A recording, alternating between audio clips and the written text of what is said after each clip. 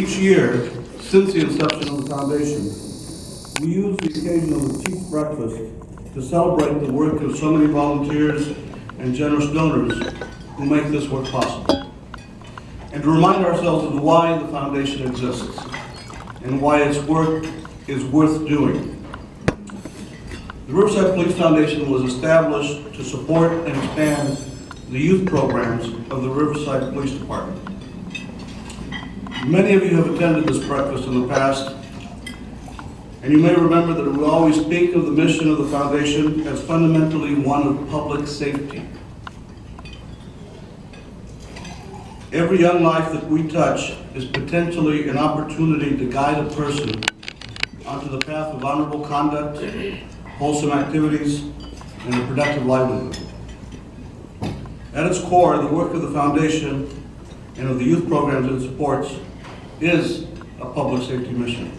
We do this to make all of us safer. Today, because of the accumulation of knowledge developed by researchers and practitioners in the field of behavioral science, we know more about the causes of aberrant criminal behavior than we ever knew in the past. We know, for example, that there are cases of people who are afflicted with genetic abnormalities that lead them to violent and antisocial behavior. But we also know that there are many more people who end up hurting others and spending most of their lives in prison, whose behaviors have roots in environmental factors beyond their control. Many of these people have been abused, neglected, and exploited by the very people who had the greatest moral responsibility to keep them safe, their families. We've only recently discovered that specific adverse childhood experiences can be documented and quantified to predict the damage done to developing minds. Mental health professionals can calculate the risk that these childhood traumas represent to individual young people. The good news is that we are now starting to understand the activities and behaviors that may prove to be antidotes to those adverse childhood experiences. For example, researchers have now identified 40, quote, developmental assets, positive influence and attributes that promote pro-social development and inhibit violent and aggressive behaviors. Some of those assets include positive elements within the family, but many others are either found or they're not found in the greater community. For example, a school that provides clear boundaries is one such asset. A community in which at least 3 people who are not your parents take an interest in you is another. Mainstream cultural activities, such as 3 hours per week of music, art, or theater lessons, is another strong asset. Exposure to a positive belief system which lends purpose to a young person's life is yet another.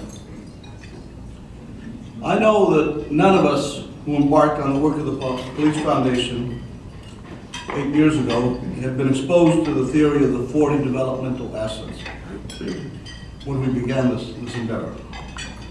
We did not know, for example, that only 6% of the young people who enjoyed the benefits of 31 to 40 of those assets were involved in antisocial behavior. 6%. Let me explain that another way. If you had 31 to 40 of these assets in your life, only 6% of you would be involved in violent and aggressive behavior. That's compared to 61% of the youths who had 0 to 10 of those assets. So that's right, we didn't know that. We didn't have that research 8 years ago when we started the foundation. But we intuitively knew from our accumulated police experience that the community has an important role in counteracting the negative influences of dysfunctional families on the development of young minds and souls. Which brings us back to where we are this morning. Concretely, the various programs that the foundation supports are designed to provide those assets to our city's young people. The athletic programs, such as judo and boxing, provide those role models and mentors who show our young people that they're in fact are adults who are not their parents, who care about them. All of the Explorer Scouts and many others of our programs reinforce the importance of discipline, teamwork, and purpose. Our partnerships with such institutions as our 2 school districts and the Riverside Arts Academy make possible participation in mentorship and arts programs to students, regardless of their ability to pay. I know that we can achieve even greater public safety by investing in our young people. Here's a truism that those of us in the criminal justice system universally subscribe to. And let me go off script here for a second. This is my best judgment of the issue. Certainly, in Riverside, we universally subscribe to this. See my friend, the district attorney, the sheriff of our county, and our chief probation officer, our public defender, me, we believe this to be true. Investing in prevention and character development in the early stages of life is cheaper, more effective, and much easier accomplished than to try to deal with the consequences of lives which have been abandoned to hopelessness and despair. We have an extraordinary community in Riverside. I am very proud to be a small part of this work. I'm so proud of that our police department can take a lead in these efforts. I'm very proud of you. In the interest of time, you'll hear representatives of just a few of our programs, but know that this is the point of what we do, to save young lives. Again, thank you for your attendance, and especially for your support.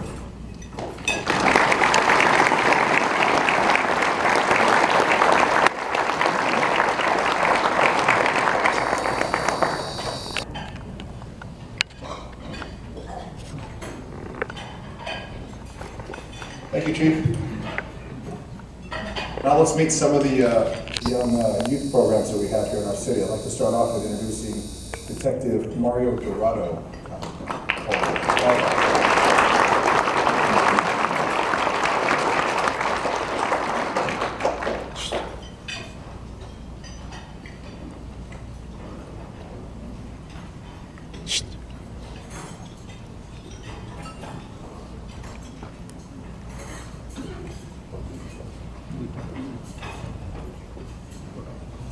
Good morning. Raycross Boxing Academy. Our target audience is the east side of Riverside. I'm from there, and we're very fortunate to be opening our doors 5 days a week during the target areas or hours of the evening. We also operate social events during the weekends, and in order to open every day and have events during the weekends, we require a large staff. What's unique about us is that our staff is about 12 to 15 members, and they're all UCR students. They do amazing work. At this time, I'd like to introduce Chris Garza, the director. I've known him for about 6 years. Amazing young man.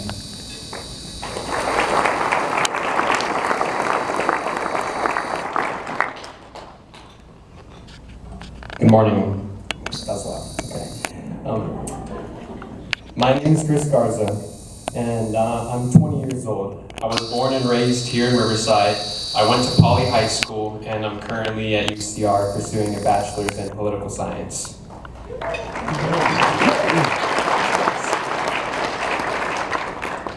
My goal is to get involved with politics here in the community.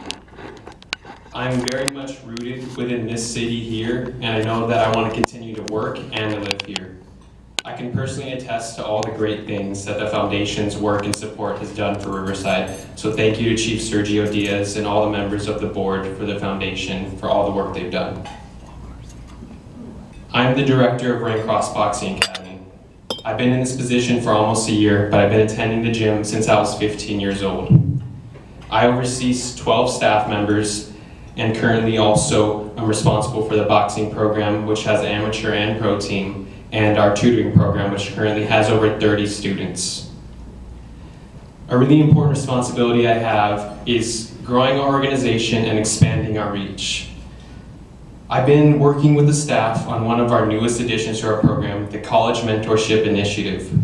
This program is going to directly connect UCR students to the youth that we work with by providing the youth with direct meetings with students, allowing them to learn the knowledge they need to pursue the career of their choice. RBA has been the defining factor in my own personal growth and development. It allowed me to learn the inner workings of a nonprofit, and also allowed me to learn how to turn my failures into future success. I'm motivated when I see the work that I do reflect in the lives of every student that comes into our program. That alone makes it worth all the hard times, all the effort that it takes to put in. And of course, it goes without being said, my family and mentors have had a huge impact on me. My dad, who is here today, has always pushed me to work my hardest in everything that I do. I've watched my dad my whole life, and I can honestly say that he's the hardest worker that I've ever known. So thank you for always supporting me in everything that I want to achieve.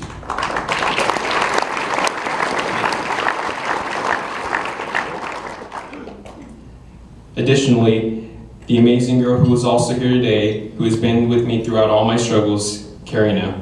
I would hope that all of you one day get the chance to meet this ray of sunshine, because she's been my emotional support and my backbone for getting me to where I am today.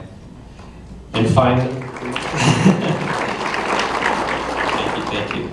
And finally, our former director, Celia.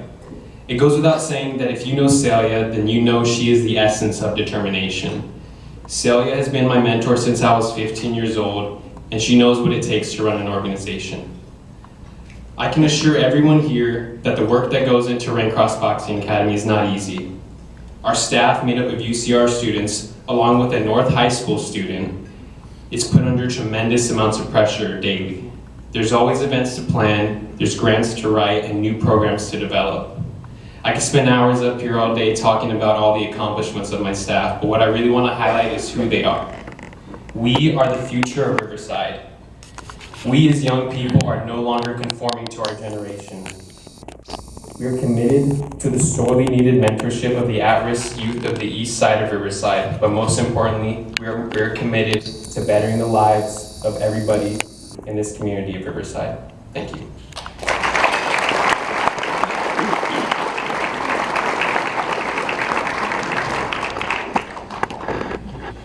At this time, I'd like to introduce Rocindo Cervantes. I've known him about 6-7 years from the east side of Riverside.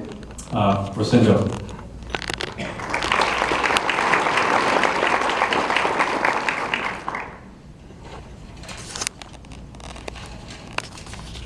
Good morning. Good morning. My name is Rocindo Cervantes. I am a son of an amazing, hardworking father who came to the United States as an undocumented immigrant from Mexico, and son of an unbelievable, beautiful mother that is a first-generation Mexican American in her family. I was born on October 1988 at Riverside Community Hospital, and my parents divorced around my elementary years. Since then, me and my 3 siblings live with my single mother. We moved to different homes and different schools, from San Bernardino to Fontana. Not until we moved to Riverside in the park called Eastside Riverside, where gang violence, low income, and drugs is common. For some reason, me and my siblings were finally capable of staying in the school long enough to make friends and to have a graduation promotion ceremony. I became class of 2013 at University Heights Middle School and graduated high school at Poly High School in 2017. Fast forward where am I right now. I am a 20-year-old first-generation college student at Riverside Community College, and on my sophomore year, majoring in civil engineering architect. My goal is one day I will become an architect.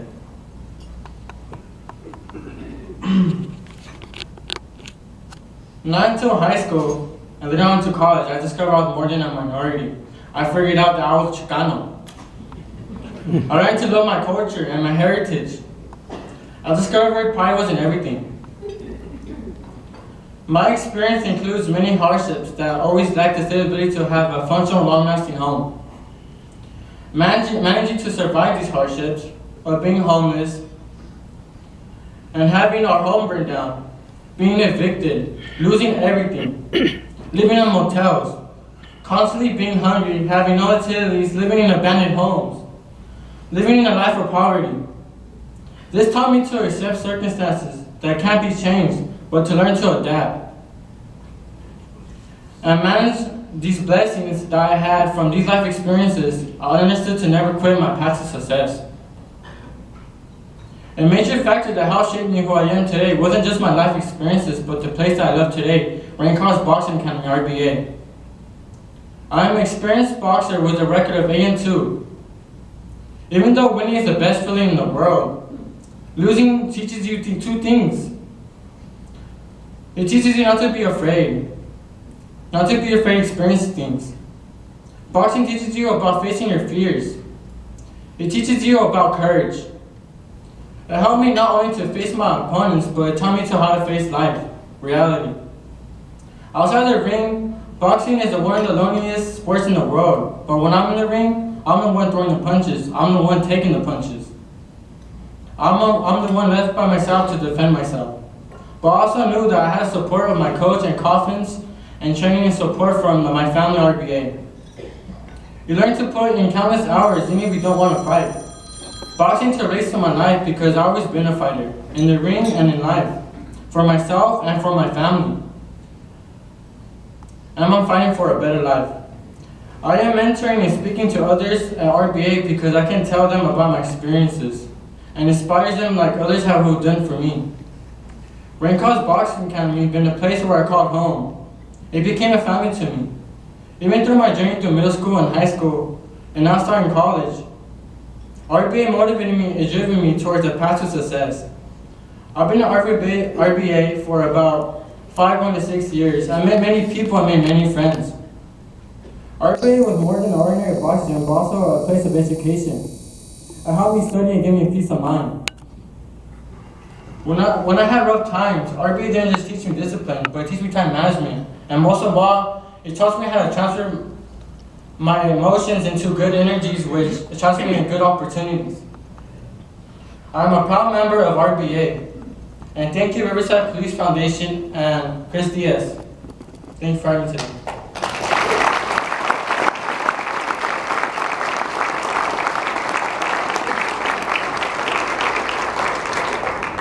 I could spend an hour like the other organizations, partnerships that we developed, the staff has developed, the DA's office, Mr. Hestron, RUSD, Mr. Nakamura, North High School. They meet with schools on a regular basis, Lincoln High School, University High School. I can go on and on and on. Thank you for your partnership.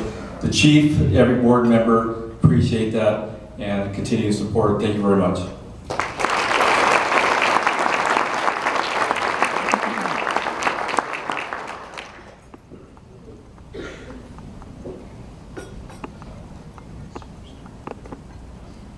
Outstanding, Mario, thank you.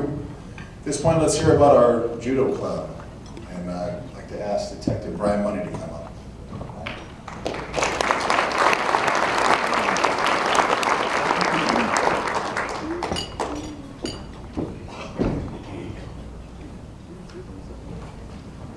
Let me get my friends up here too, so I don't like being alone.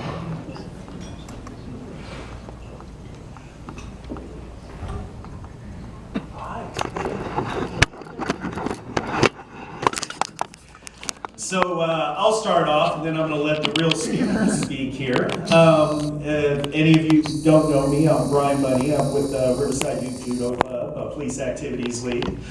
supported by the Police Foundation and the Riverside Police Department, the city, all of our generous donors out there. You guys don't know what you've done for us, so thank you. We've been in existence for 7 years now. Started off very slowly. We're up to over 300 members. We're the largest judo club in the country right now. So it just happened overnight. That wouldn't have happened without you guys, by the way. The other thing, we actually have the largest group of special needs judo players in the world. I found that out. Some of the former speakers you guys have had over the years, I don't know if you remember Anthony Carrillo. It was around 2015, young man living in an abandoned home, wearing the same clothes to school every day, maybe eating once a day if he was lucky. Well, he's getting ready to graduate Annapolis Naval Academy in May. Yeah. He made the mistake, he wanted to take the Marine Corps option, made the mistake of scoring superbly on the nuclear engineering test, so he's going to submarine duty. Good for him.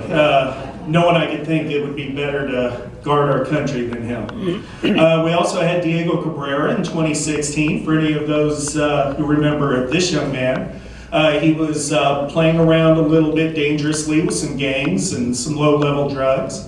He got himself out of all of that through the Judo Club and the Explorers and Laps and Teen to Teen, all of the programs the foundation offered. Just graduated the United States, just finished Marine Corps boot camp, and he's finishing up security forces training in the Marine Corps. So he's amazing. 60% of our 300 members are at risk. Those are kids that are economically at risk or otherwise at risk. 25% of our kids are special needs. One of the four of us up here, special needs. I'll let you guys decide who it is. Okay. One of the things that we talk about in judo, it's not just fighting, it's a way of life. The warrior's code, the code of Bushido that the samurai practiced 1,000 years ago, talks about the 7 virtues: loyalty, honesty, respect, dignity, honor, courage.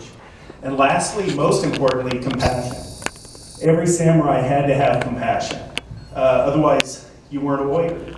So that's some of the things that we work with our kids and make sure they understand that to get out there and fight someone, you have to have all these traits.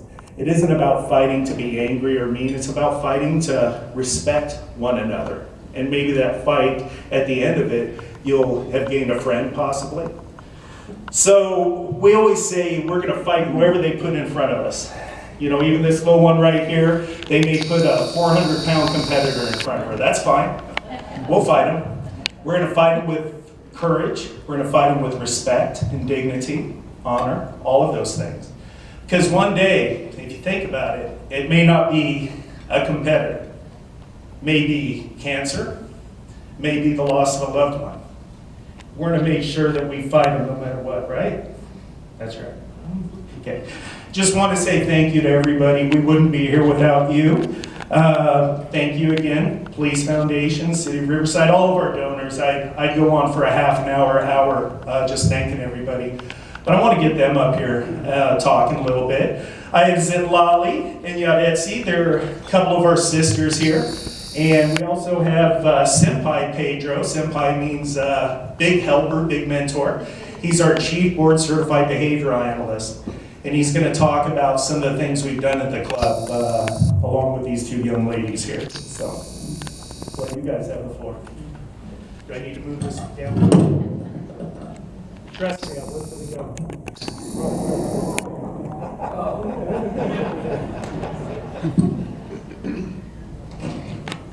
Ladies and gentlemen, my name is Yadetsi Rosas. I'm going to tell you about my experience in judo. When I first started, I was so nervous I thought I wouldn't fit in.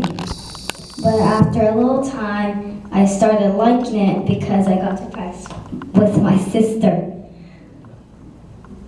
Now at judo, I feel like I can do anything. I thank everyone who is here today. Thank you.